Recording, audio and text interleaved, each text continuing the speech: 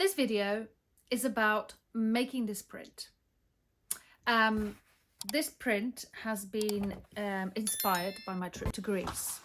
I did a lot of filming underwater and a lot of photographs, and I really wanted to make a series of prints which was inspired by my findings and my research.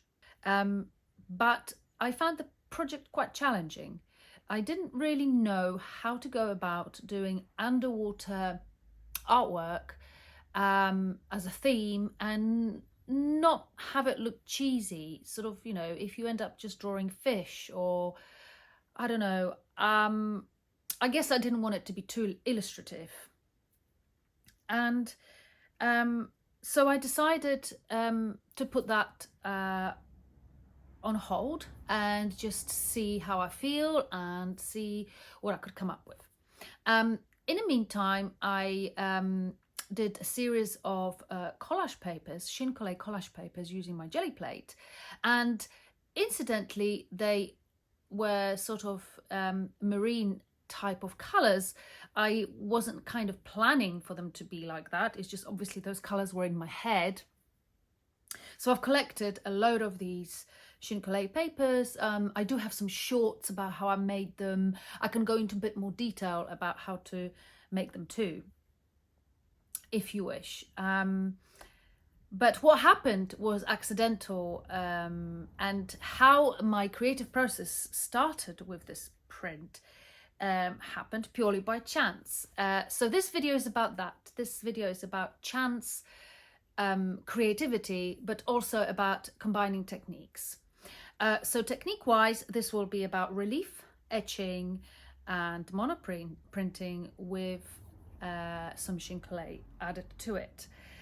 So if that sparks your interest, stay tuned and hope you enjoy the video. Okay, so first of all, I'd like to talk about the inspiration bit. So what happened, I was doing some printmaking and I was using blues and whites, and I used a palette on top of a perspex sheet to roll the ink out, and I had this ink left over on a palette, and what I did is I printed it on top of a piece of paper.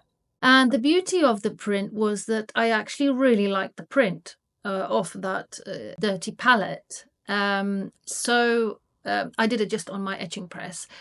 And it made me think, it really reminded me of underwater scenes on my trip to Greece. And you may ask how I'm going to do some etching while I've already got printed surface. Well, you can still wet your paper in a water bath even after you've printed on it, because that ink is now dry and the ink is safe. It's stuck onto the paper, so I can now wet it as long as I need to do some printmaking. And yes, some of the fibers will be locked in by the ink, and that will diminish the quality, but I will still be able to print on it.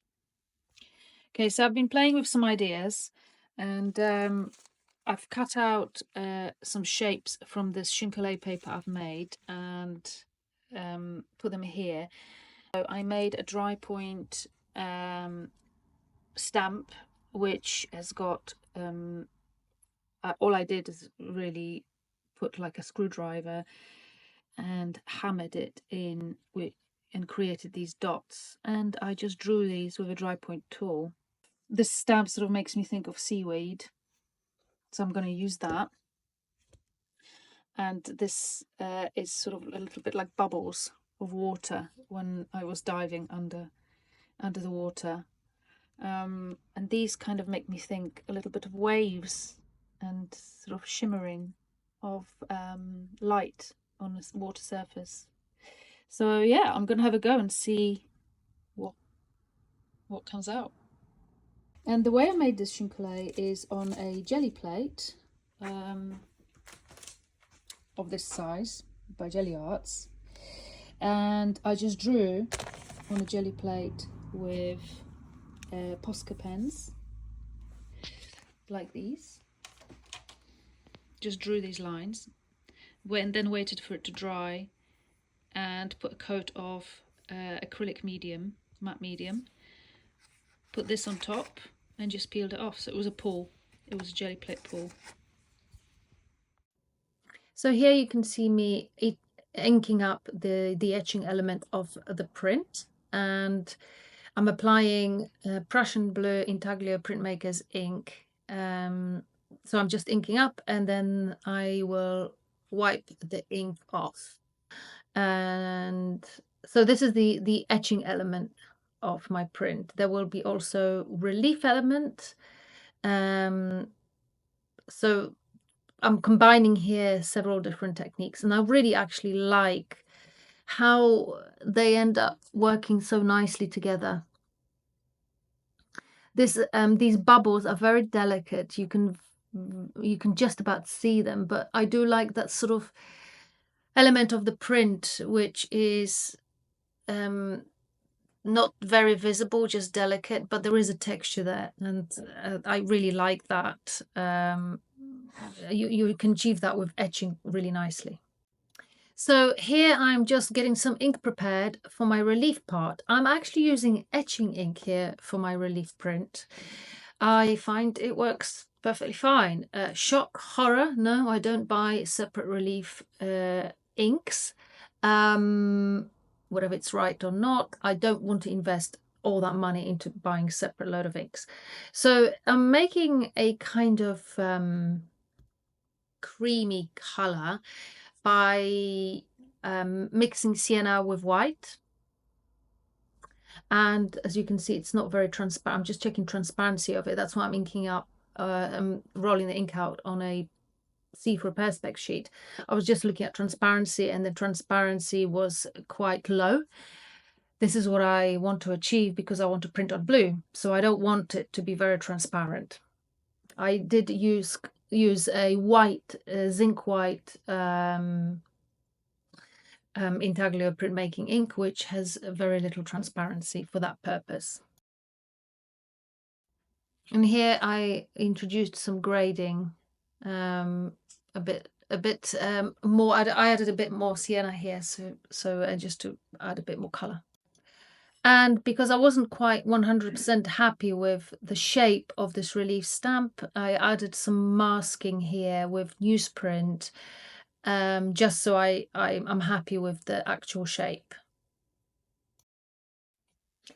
So here I'm just preparing my CHINE papers, and I always use this towel for, this is my special towel for CHINE papers.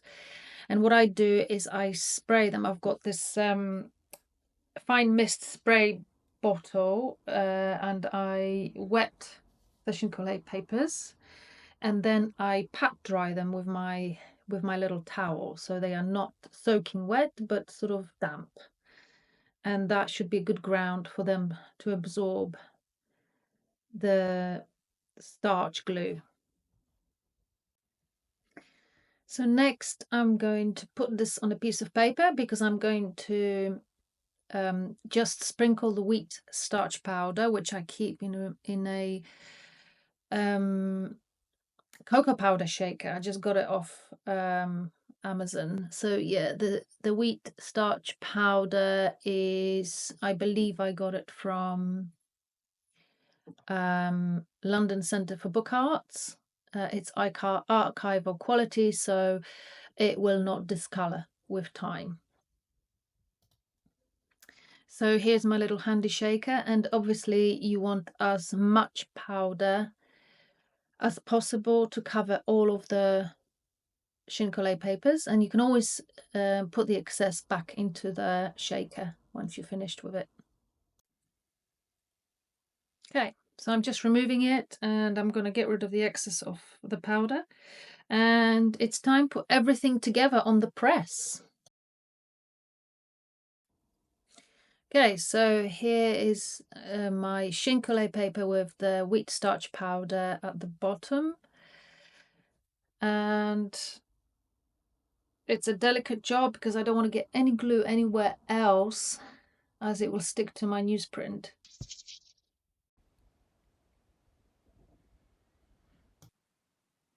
All right, so here comes my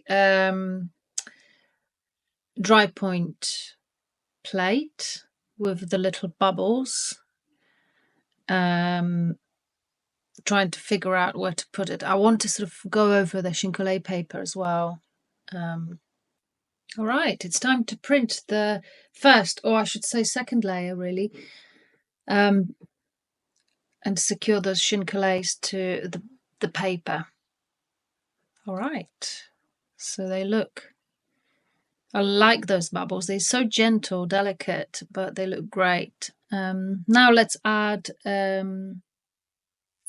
the relief stamp. I've added here some blotting paper, extra security for the blankets. I didn't actually add any rails, so the relief stamp slipped a little bit, but it didn't seem to actually matter. It slipped, but it didn't really have that huge an effect. So forgetting to put the slip rails wasn't actually a problem here, but you should always do it, obviously, if you printing relief on etching press. So it's semi-transparent, but I think it looks quite good. I like the effect, but I'm just going to move my camera here so you can see it against the light, and you've got a slight bit of embossing over the bit where I have put my mask. I really like that. In real life, you can actually see it quite nicely in the actual on the actual print. So yeah, a bit of an accident, but a lovely effect.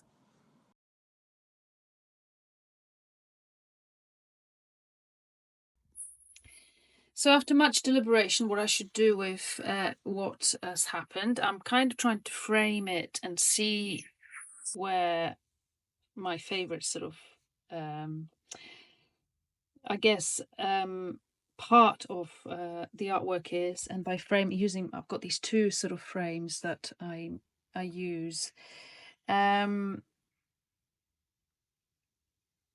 I really would like to add some fish, and I had this print I made actually in one of my videos. It's a silkscreen print. It was just sort of offcut, and I decided to make little fish from it. You could make it from anything, from a black and white newspaper, or I don't know, just roll out some ink and make a monoprint and make cut out shapes from it. So the link to the video where I made the silkscreen, if you're interested in that, is here. And there are two videos, part 1 and part 2. So if you want to explore further on learning about the silkscreen printmaking, you can check it out there. So after quick assessment, I decided to touch up a little bit. I didn't like the edges. They kind of reveal a bit like it's sort of not finished. So I've used a little bit of watercolor to add some blue around that, get, you know, horrible white all around it. So what's lovely about using a watercolor in this situation is that it gets repelled by the oil-based ink. It looks quite nice because that relief print stamp on the left-hand side is repelling the blue, ultramarine blue watercolor.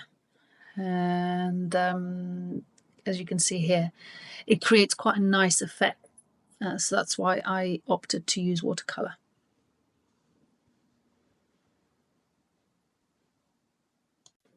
And here is the finished print. So what did I do in the end? I glued the fish using acrylic medium. I glued it by spreading some acrylic medium on jelly plate and placing the fish on top of it and just making sure that I don't have any excess glue attaching it to the artwork. And also on the right hand side, as you can see, I have added another CHINE paper. And the reason why I did that is because I wasn't really very keen on that white blob on the right hand side. So partially I wanted to cover it up, but partially actually I did want to add something up there as well. So here it is. Here is the finished product. And in fact, I liked the design so much, I made little greeting cards with it on Canva. turned out really nice, actually. I really like them. So yeah, out of this little accident where I've just printed a palette, I ended up with something I really rather enjoyed. So there you go. You never know. Thank you so much for watching, and I hope you found this video useful. Like and subscribe. That always helps me to create more videos. And once again, thank you for all your support. To all of you who've been following me for a while and are interested in the content that I produce, I am going to create a members only side of my channel. I'd like to share a bit more about what I do, as collagraphy is not the only thing that I do. I do lots of other art. I do painting. There's a whole sort of bunch of creative process stuff that I do as well. I want to be available more for people who are more interested and want to go more in depth into the process, to be able to chat to you guys and help you out more, and give you some more hints and ideas. I'm hoping to do some exclusive content as well, some extra videos, and eventually I'm also hoping to do some live streaming, some drawing classes, some sort of online content, and as well as early releases of all my videos. If you become a member, you will have access to my videos earlier than anybody else. I'm also trying to create a community about printmaking, where we can all share ideas and talk online. So I'm hoping that some of you will join.